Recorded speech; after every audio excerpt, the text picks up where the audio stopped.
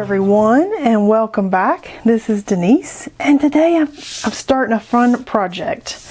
I have an internet / YouTube friend that I have shared her channel before here on my channel because she really gets excited. She gets me excited to work in the mixed media art journals, and she has the most beautiful art journals that she's made, probably more than anybody else that I've seen.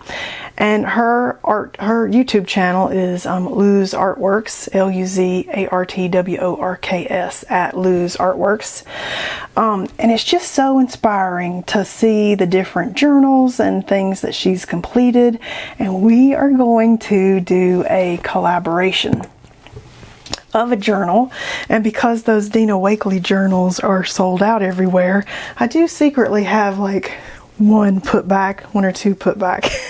I won't tell you if I have more than one or two, because as soon as I decided to share it, I'm like, I should buy one extra in case I want to do something with this. And I actually thought in my mind, this could be a workshop where I'm working in these journals, and everybody could buy a journal, and we could all work together in the journal. And then they sold out worldwide, and you may be able to get like the one-off here and there, but it's basically impossible to find them here where I live.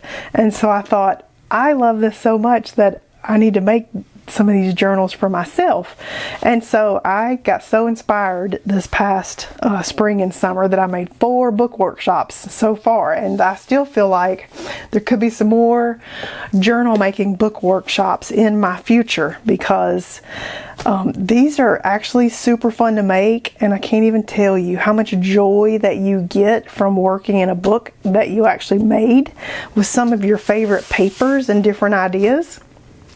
And when she sent me an email this week, because she's taking my book making workshop so she can make some of her own, because she said they're sold out too, she said, hey, let's do a journal swap and work in a collaboration of journals. And I thought, oh, that would be so much fun. And so I already had this journal that's obviously not complete sitting on my table, just waiting for me to come back up here and assemble it and start working in it.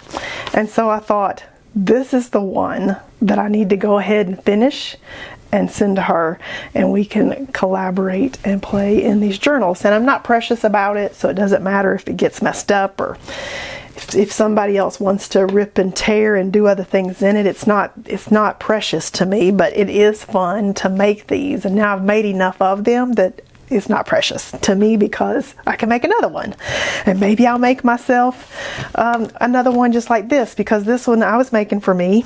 I ordered some Two Rivers paper, watercolor paper from Jackson's, because I wanted to try it out. And this is the cold press, so the knot paper, I think, is what it's called on their website. And it's the bigger sheets, and I tore it down into sheets that were this size, so I could get a couple out of each sheet, a couple pages out of each sheet, and then I could fold them up, and then we could have a book.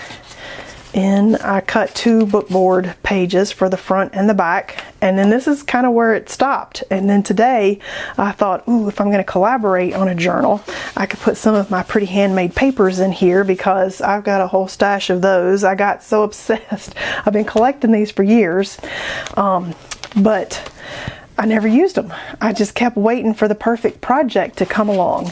And I'm going to tear this while we're talking. I kept waiting for that perfect project to come along, and I'd collect these papers, and sometimes they were hanging on the wall here in my studio, and sometimes they were wrapped up and rolled up and put in the closet, because I'm like, oh, these are in the way.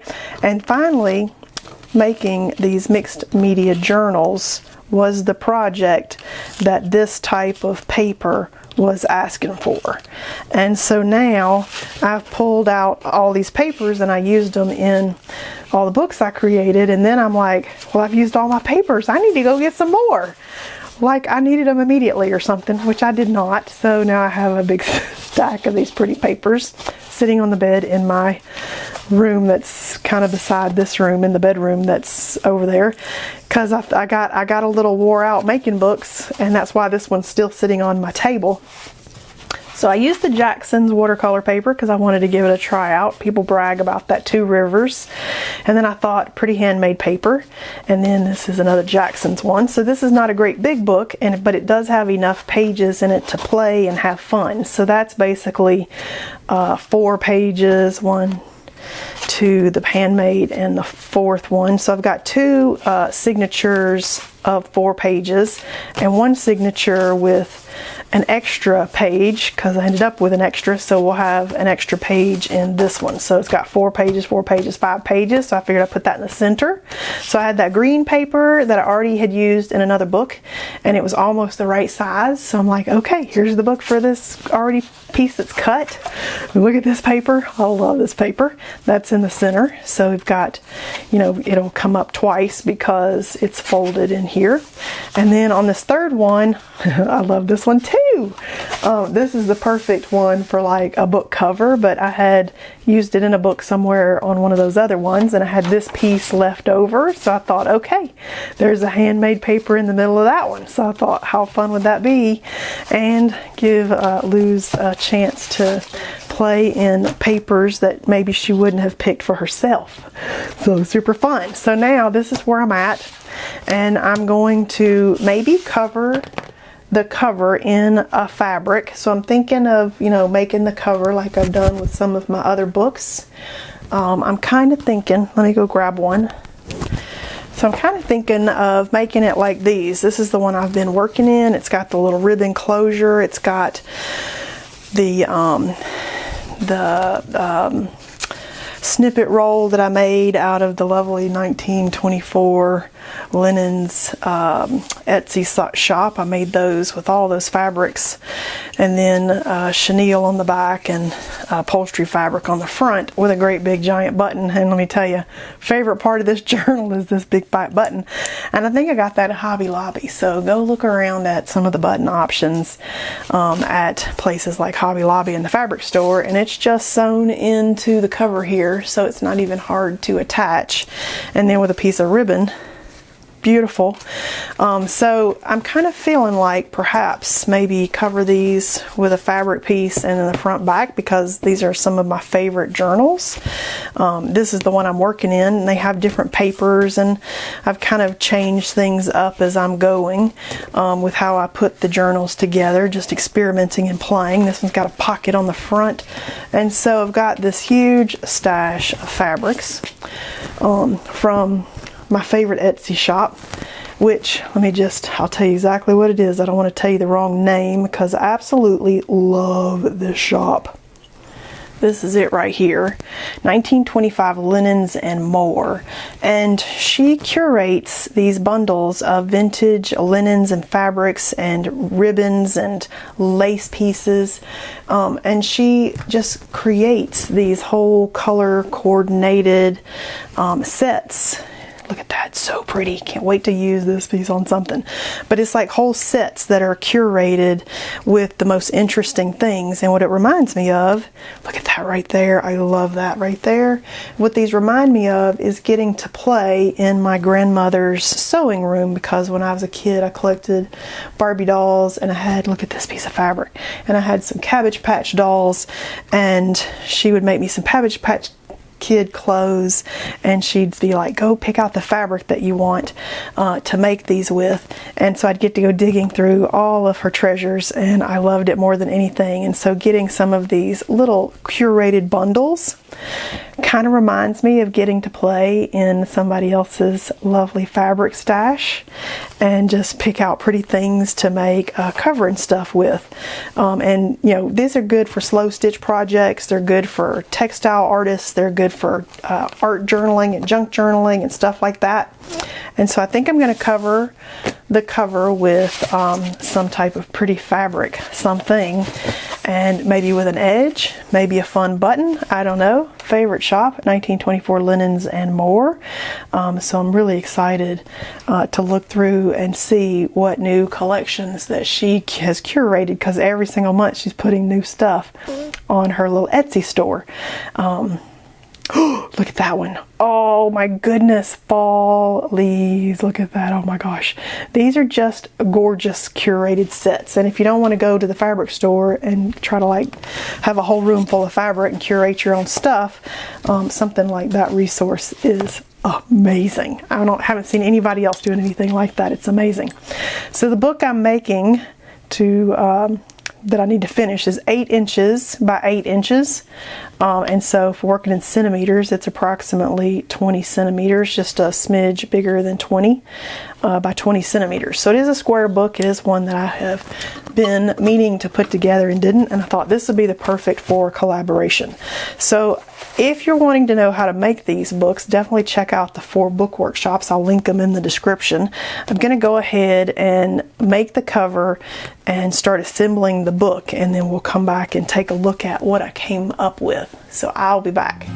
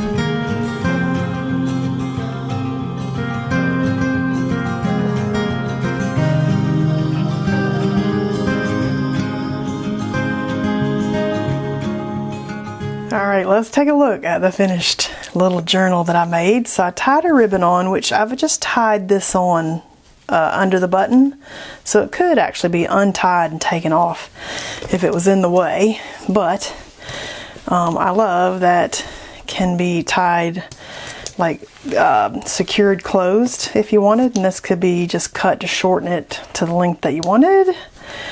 And lovely big button. I think I got that at Hobby Lobby. And then here is the cover that I made using a lot of the fabrics that I got from the 1924 Linens and More on Etsy. They're beautiful. It was a cool way to have some lovely vintage linens and fabrics and textures to put on the cover. It's not perfect, but my journals aren't meant to be perfect. They're meant to be interesting and imperfect and fun to use. And I got some lovely different tiny laces up here and some sari ribbon pieces. So I'm actually in love with the cover in all its imperfection. And then I have some fun lace on the end, and I had a I might need to glue it down better. I had a velvet ribbon under here, but I got glue all over it. So then I glued another ribbon on top of it, and then the fun back. And then I love the contrast of the back and the front when I make these. And then as you open it, you've got watercolor paper, the random threads hanging down. Hang on, let's just cut the thread. So I've got the Two Rivers paper that I got from Jackson's because I thought that'd be fun to experiment and play on.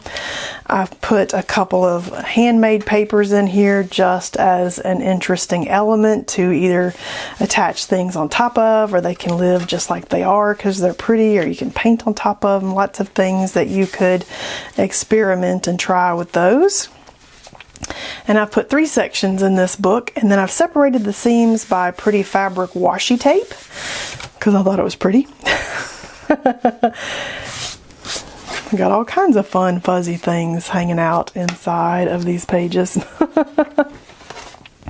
Here's the paper that I used in the middle of this section. I love the oranges and the vibrant kind of maroon there. So we've got several pages. There's the other side of that. And then we've got the third section. And in the third section, I put this yummy geometric handmade paper that's just, it feels cool. It feels almost waxed. I love it. And I thought that would be an interesting one to create beside or create on. And then the end. So it's not a huge book, but it is enough to have fun in and play in, and just the pretty colors, and cannot wait to paint a few pages in here and just kind of get it started and then seeing how that's added to.